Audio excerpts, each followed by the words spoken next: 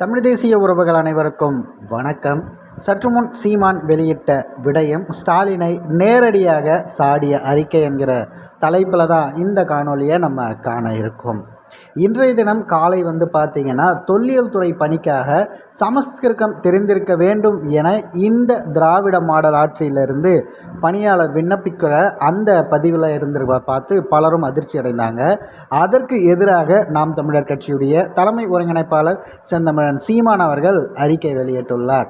அதில் குறிப்பிட்டு அவர் கூறியிருப்பது, சமஸ்கிருதம் தெரிந்திருப்பது தான் தமிழ்நாட்டின் தொல்லியலை அறிய ஒரே தகுதியா? தமிழ்நாடு தொல்லியல் துறைக்கும் சமஸ்கிருதத்திற்கும் என்ன தொடர்பு இருக்கிறது?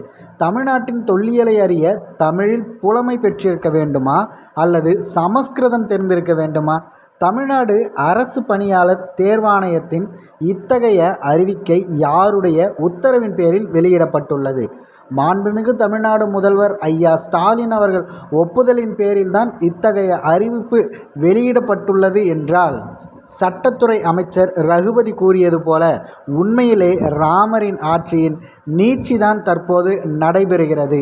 திமுக ஆட்சியா திராவிட மாடல் என்பது உண்மையிலே சமூக நீதியா அல்லது மனு நீதியா? அது மட்டுமன்றி தொல்லியல் துறை பணிக்கு திராவிட மொழி தெரிந்திருக்க வேண்டும் என்று தேர்வாணையம் அறிவித்துள்ளது. அப்படி ஒரு மொழி இருக்கிறதா? தமிழ் மொழி என்று குறிப்பிடுவதில் தமிழ்நாடு அரசிற்கு என்ன தயக்கம், என்ன தடை? திராவிட மொழி என்றால் என்ன? அது எந்த மொழி என்பதை திராவிட மாடல் அரசின் முதலமைச்சர் முதலில் விளக்க வேண்டும். தமிழ்நாட்டில் திமுக 6 முறை ஆட்சிக்கு வந்து 54 ஆண்டுகளுக்கு பிறகு தமிழ்நாட்டில் தமிழ் தெருக்களில் தமிழ் இல்லை என்று யாரும் கூடக்கூடாது என்று ஒரு வெற்று அறிவிப்பை முதல்வர் வெளியிட்டுள்ளார். தமிழ் தெருக்களில் தமிழ் வரவே இத்தனை ஆண்டுகாலம் ஆகியுள்ளது. அதுவும் இன்னும் முழுமையாக நிறைவேறிய பாடில்லை. அதற்குள் தமிழ்நாடு அரசு பணிகளில் அன்னை தமிழை அகற்ற திமுக அரசு முனைவது பெரும் கொடுமையாகும். இதுதான் திமுக அரசு தமிழை வளர்க்கும் முறையா?